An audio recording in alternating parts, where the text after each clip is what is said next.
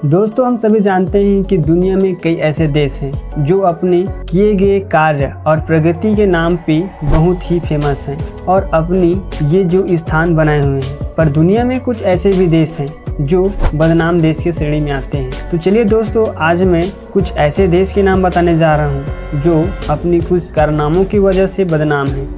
गुलाम कहते ही 200-400 साल पहले का दौर आता है, लेकिन विशेषज्ञों का कहना है कि ह्यूमन हिस्ट्री में सबसे ज़्यादा गुलाम 21वीं सदी में है। खतरनाक बात यह है कि अब गुलाम सिर्फ अफ्रीका में ही नहीं बल्कि सारी दुनिया में गुलाम बनाए जा रहे हैं। इसे अंजाम दिया जा रहा है ह्यूमन ट्रैफिकिंग यानी मानव तस्करी के जरिए। लोगों की खरीद फरोख्त का काम कई देशों में धड़ल्ले से चल रहा है और अमेरिका का जस्टिस डिपार्टमेंट हर साल इस बारे में रिपोर्ट जारी करता है। तो चलिए दोस्तों, आज की इस वीडियो में हम 10 बदनाम देश के बारे में बात करते हैं। दोस्तों, हमारे चैनल पर नए हो तो चैनल को सब्सक्राइब जरूर कर लें और बेल आइकन को भी प्रेस कर लें ताकि आपको दुनिया भर में जुड़ी ऐसे ही कुछ जानकारी प्राप्त हो। सोमालिया।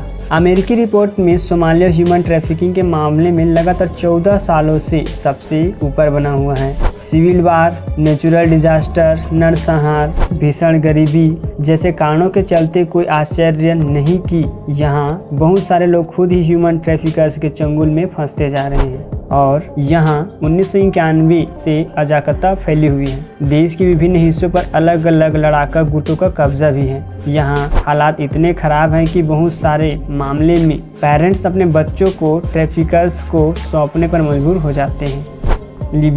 लीबिया तेल का कारोबार करता है और इनके बाद ह्यूमन ट्रैफिकिंग का वहाँ दूसरा बड़ा कारोबार है। कर्नल गद्दाफी के शासनकाल में वहाँ इंसानों का बिजनेस बड़े पैमाने पर हुआ। 2011 में गद्दाफी की सत्ता पलटने के बाद लीबिया में एक तरह से सरकार ही नहीं है। इसके चलते भी देश में आपराधिकता गतिविधियां बढ़ती जा रही हैं। लीबिया उत्तरी अफ्रीका में अल्जीरिया और मिस्र के बीच स्थित है। इस भौगोलिक स्थिति के कारण भी यहाँ से ट्रैफिकिंग ज़्यादा होती है। सूडान और दक्षिणी सूडान। सिविल वार के बाद 2011 में जब दक्षिणी सूडान अलग देश बना था तो उनकी नाकामी ठीक ठाक थी, लेकिन करप्शन के चलते महज 5 साल में यह दुनिया का 16वां सबसे गरीब देश बन गया। इनके साथ ही यहाँ ह्यूमन ट्रैफिकिंग के मामले हिताहाथ बढ़ने लगे। इस मामले में 2 सूडान सोर्स भी हैं और डेस्टिनेशन भी, यानी यहाँ के लोगों को दूसरे देशों में भेजा जाता है और युगांडा, कांगो, केन्या, इथियोपिया जैसे देशों के लोगों को यहाँ लाया भी जाता है। यहाँ 10 साल के बच्चे भी भारी और खतरनाक कामों में और बच्चियाँ प्रोस्टिट्यूशन में फंसी हुई देखी जा सकती हैं। यमन में पिछले 50 वर्षों में गृह युद्ध चल रहा है। यहाँ भयंकर अस्थिरता है। इसके चलते इंसानों को दूसरे देशों में ले जाकर बेच देने का कारोबार बड़े पैमाने पे भी चल रहा है। यमन अरब देश है जो अफ्रीका के बिल्कुल करीब है। यह सेक्स टूरिस्ट एरिया भी कहलाता है, खास तौर पर अब खाड़ी के लोगों के लिए। वेनेजुएला। 2015 में जब वेनेजुएला की अर्थव्यवस्था गड़बड़ा गई थी तो यहाँ ह्यूमन ट्रैफिकिंग की मामले 3 गुना बढ़ गई थी। यहाँ से लोगों को फुसलाकर कैरेबियन देश में भी बेचा जाता था। यहाँ उन्हें देह व्यापार या घरेलू कार्यों में ढकेल दिया जाता है। वेनेजुएला से बाहर भेजे जाने वाले गुलामों में 55% बालिग होते हैं, 26% बच्चियां और 19% बच्चे होते हैं। यहाँ ह्यूमन ट्रैफिकिंग के खिलाफ कानून तो है पर उसका पालन नहीं होता। अब बताइए दोस्तों, अब उस देश के लोगों का क्या कहना। बेलारूस। दूसरे देशों में यहाँ संगठित गिरोह ह्यूमन ट्रैफिक करते हैं। वहीं बेलारूस के बारे में कहा जाता है कि यहाँ सरकार के संरक्षण में ही यह काम होता है। रूस, यूक्रेन, लिथुआनिया और लातविया से घिरे इस देश में सरकारी नियम है कि अगर आप बेरोजगार हैं तो आपको सरकार को फीस देनी होगी या फिर मुफ्त में कम्युनिटी वर्क करना पड़ेगा। यह एक तरह से बंधुआ मजदूरी ही है। यहाँ शराबी और ड्रग्स एडिक्ट 1 से 1.5 साल के लिए मेडिकल लेबर सेंटर में बंद किए जा सकते हैं और यहाँ हालात इतने ख़राब हैं कि लोग दूसरे देशों में भी जाना चाहते हैं और इस चक्कर में ह्यूमन ट्रैफिकर्स के शिकंजे में फंस जाते हैं। उत्तर कोरिया।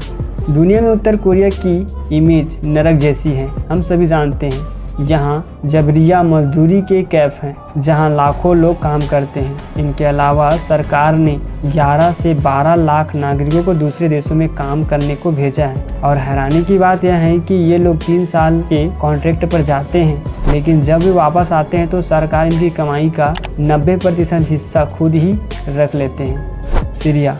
अस्थिर देशों में ह्यूमन ट्रैफिकिंग ज़्यादा होती है। सीरिया में मार्च 2011 से गृह युद्ध चल रहा है। लोग अपनी जान बचाकर भाग रहे हैं। ऐसे में ह्यूमन ट्रैफिकर्स का काम आसान हो जाता है। यही नहीं, सीरिया में लड़ रहे इस्लामिक आतंकी गुट सीरिया समेत कई देशों की लड़कियों को सेक्स स्लेव भी बना रहे हैं। आतंकी गुट ISIS इंसानों को बेचने के लिए बाकायदा बाजार भी लगाता है। अब सोचो, हमने सुना था कि भैंस, गाय इन सभी का बाजार लगता है, पर यहाँ तो इंसानों को भी बाजार की तरह यूज कर रहे हैं। अल्जीरिया अफ्रीका का सबसे बड़ा देश है। अपनी लोकेशन के चलते यह यूरोप जाने के लिए गेटवे की तरह है। इसीलिए पड़ोसी माली, नाइजर, कैमरून, नाइजीरिया जैसे देशों के लोग अवैध रूप से अल्जीरिया आते हैं। यहाँ पहुंचकर उनके पैसे खत्म हो जाते हैं या लूट ले जाते हैं। फिर उन्हें मजबूरी में सेक्स स्लेव, बंधुआ मजदूर जैसे काम करने पड़ते हैं या गिरोह के चंगुल में फंसकर भीख मांगनी भी पड़ सकती है। और दोस्तों, ह्यूमन ट्रैफिकर्स पड़ोसी देशों में लोगों को अल्जीरिया में लाकर भी उन्हें ये सारे काम करवाते हैं। तो दोस्तों, ये थे कुछ ऐसे बदनाम देश जो आज भी इन मामलों में फंसे हुए हैं। वीडियो अच्छा लगा तो वीडियो को लाइक करें और चैनल पर नए हो तो चैनल को सब्सक्राइब करना बिल्कुल ना भूलें। So thanks for watching.